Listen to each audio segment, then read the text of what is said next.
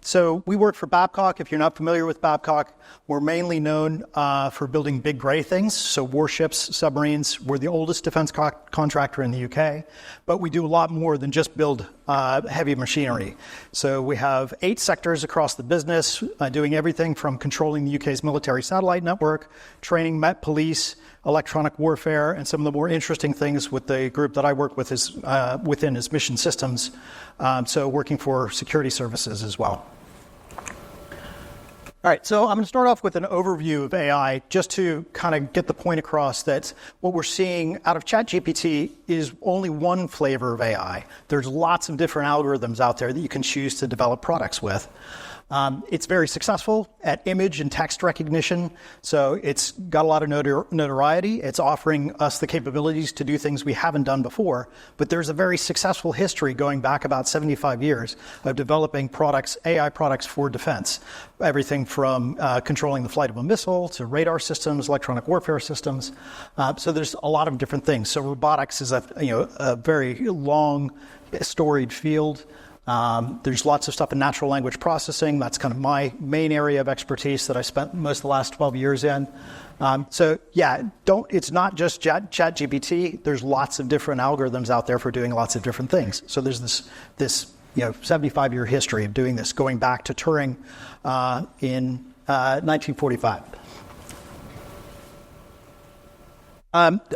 Probably can't see much on this, but I'll put this up. This is one of my favorite historians of AI. So if you are curious about the history of AI, Danielle J. Williams, she sells these posters. I've been trying to get one. They're hard to get over here in the UK. But if you're curious about this, or there's another woman named Maggie Bowden. She's the kind of UK's preeminent historian of AI. So either of those are great people to go look at. If you're curious, the history going back to all the different algorithms where we came in the 80s from expert systems where it was all very rule-based, going through the 90s where things became very statistical, up to where we are now, where we have more neural systems, and the future of where we're going, it's going to be something like neural symbolic systems are going to be the things we'll be working on. Yeah, so just a quick run through my career, some highlights. I've been a lot of different places. The first half of my career, I was an academic, and then I worked for venture capital as a research analyst. So I was at University of Sussex. I did my doctorate when I came over here about 19 years ago. I've worked for a lot of commercial companies, most recently at Amazon before I joined Babcock. I was out in the startup world. I got into Amazon because I was part of a startup that got acquired by Amazon.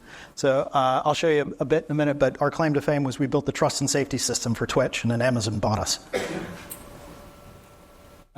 So as an academic, I was a neuroscientist initially and did some molecular biology, but I'd always used programming as part of the work that I was doing. So probably the most interesting project was the last one I worked on, was looking at a very simple brain, seeing if we could figure out how to reverse engineer it. So some of this was very wet neuroscience stuff. It was figuring out how to work on a brain outside of the animal, so very Frankensteinian, put it onto a multi-electrode array so we could record lots and lots of signals from that snail brain. But then we produced so much data doing this, we had to use AI to be able to process all of that. So this actually has a lot of overlap with the stuff we're doing in defense now. If you imagine lots of things putting out lots of electrical signals you're interested in, like radio frequency, being able to figure out what those devices are, how they're all talking to each other, so very relevant to some of the stuff for the military, as well as biology. So after I left academia, I got very interested in looking at networks of people as opposed to networks of neurons. So worked for social media companies and digital marketing companies for a while. Brandwatch was one of the big ones I worked for. So we took Eurovision one year and processed all of the data about everything everybody said about Eurovision for an entire day.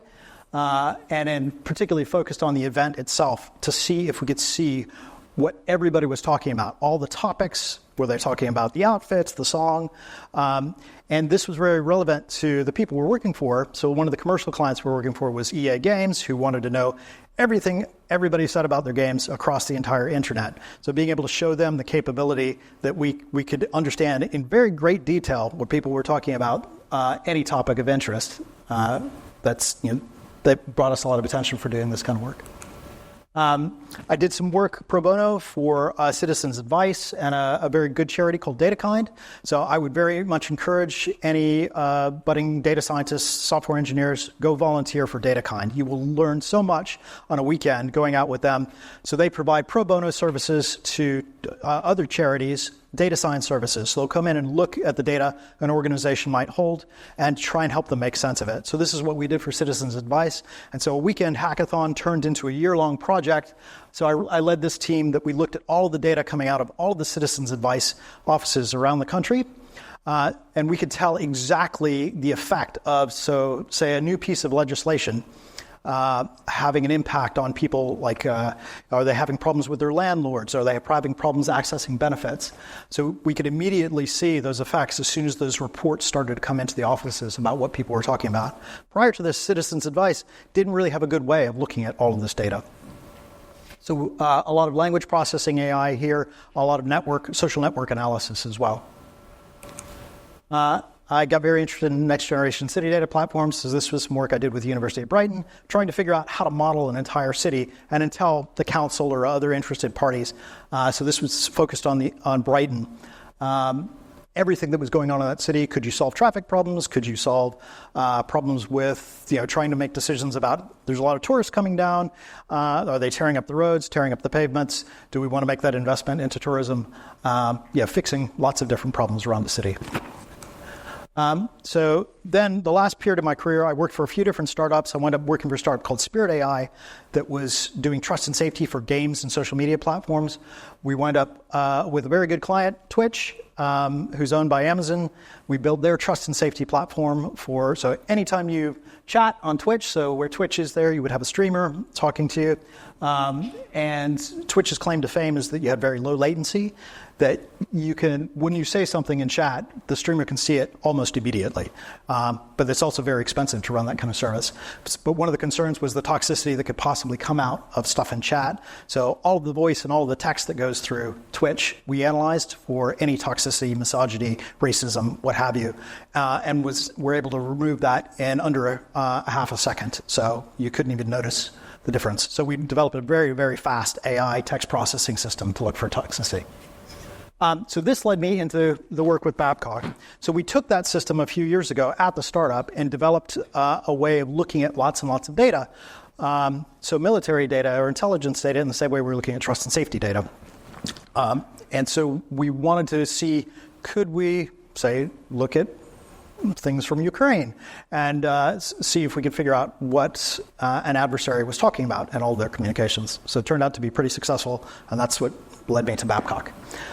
So the last 5 months since I've been at Babcock, what I've started doing is looking at the MOD's wish list. What do they really want? How do they want to use AI? And so this is from the Defense AI Center. This is MOD telling us what they want. Just so I can read off this, we'll stand back here. So they want to be able to recognize things. They want to be able to comprehend. So it's like communications intelligence, what people are saying. Being able to predict events, what's about to happen on the battlefield. How do you simulate particular scenarios? How do you generate new information? So if you are worried about a particular event happening, can I simulate that event happening? And how do I make better decisions about what's going on with military data? So we're looking at this entire wish list and seeing, can we develop products to satisfy this wish list? So looking out across Babcock, the areas that we're thinking about, language is a big one. So in terms of communications intelligence, conversational systems. So for manufacturing or engineering systems, could we make a system so you could literally talk to an engineering system or a manufacturing system to ask it how it's doing? Is it about to need maintenance? Is it going to need repair? EM spectrum, looking at all the different things that are emitting radio frequencies, looking at all the different communications, not just from a language perspective, but from an electromagnetic perspective. Looking at engineering systems, can we support engineers in actually designing products, predictive maintenance, and doing stuff like fault diagnosis. So lots and lots of different things. So this is kind of the menu of options we're looking at across the entire company. Prior to me joining, there were bits and pieces of AI going on across the company, but we're trying to bring all the threads together into a single team that can support all of these different use cases. Okay, so now talking about, for you guys, training the next generation of software engineers.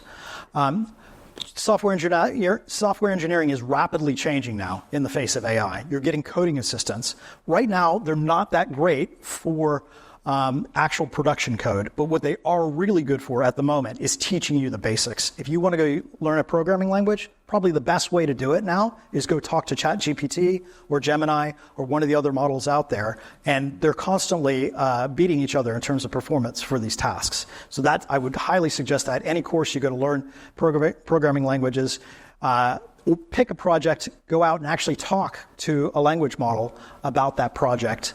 Ask it, how would you do this? How would you do that? The best way I found to use generative AI myself is for exploring the possibility space for different things. And that's not just for coding, for creative writing, technical writing, that kind of thing, using it as an assistant. So yeah, as I was saying, they're not great right now for complex, subtle, or novel code or secure code. It tends to produce very buggy code, so you need to do a lot of human review. They will get better pretty quick, probably, but at the moment, not great. And the other thing, coders are worried about being replaced. Good coders, I don't think, will be replaced because this has happened before. People used to code on punch cards. They used to use machine code. We don't do that kind of thing anymore. We keep building these layers of abstraction, and AI is just another layer of abstraction. You kind of move up a layer, and now you're more of a software manager or editor than you might be a low-level coder. I think it's the direction we're heading in. So quick view of what AI product development looks like right now. So you have to go through all these different stages. You need to collect the data. You need to store it. You need to prepare it. You need to pick a model and train that model. Then you need to do quality assurance on that model and security assurance on that model. Then you might want to have multiple models together in what we call a hybrid system. And then you got to figure out how to put that into an app and put it out there in the world. So the point of this slide is there's lots and lots of different roles within AI. Maybe you're all the way back at being a data engineer. You want to figure out how to build the database systems to do this stuff. Maybe you're a data scientist. And you take the first half, basically, of this type of stuff. You pick a model and you figure out how to train it. And that data scientist can be a specialist. I've worked with computational linguists and behavioral scientists who were data scientists of a very specific type. So people are very interested in language, people are very interested in human behavior, and teaching them how to use AI models to research questions in that space. You might want to be an AI systems engineer and figure out how to put together lots and lots of different AI models. And you may want to be an app developer where you use an AI model somebody else has developed to create the next app. So I'll run through this really quickly. Basically, AI-driven product development in the future. So you want to know exactly what your client's requirements are and what the suitability of any AI model is doing therefore. You have a lot of people using ChatGPT, large language models, as kind of a hammer because everything looks like a nail to them at the moment, but that's not always the right thing to do. Sometimes AI isn't even the right answer, so you have to know what algorithm to match to what problem you're trying to solve. There's lots of different ways humans can interact with these systems. We talk about humans in the loop, so that's a human and an AI working together, but other ways you might have a human, what we call on the loop, where they're supervising an AI that's largely operating autonomously. It might be above the loop, where you're just setting rules. You let the system go off on its own. You're setting the rules and the ethics the system can use. Or you might be behind the loop, which is you're only evaluating what the AI system did after it started working, after the fact. So we're going to see a lot less code developed from scratch, probably like basic coding. A lot of that's going to be picked up by AI. You'll have a lot more human review because we're not sure about the quality of the code right now. So people are kind of shifting into that mode, doing a lot of code quality, code security, and model quality testing. Finally, I'll leave you with the scary slide. So command economies, and really we're talking about China here, are moving quicker than Western economies right now in terms of practical applications for AI in defense. So the West is starting to respond to this, but we need to figure out, because a command economy can just come and grab a startup, grab a technology, and demand that it be put into their defense ecosystem. We don't have that same space of possibility. So I'll leave you with, I'm running over time, so I want to give Josh his 5 minutes. So AI is the ultimate first mover advantage. So we really need, particularly for defense, to up our game in terms of what we're doing with AI.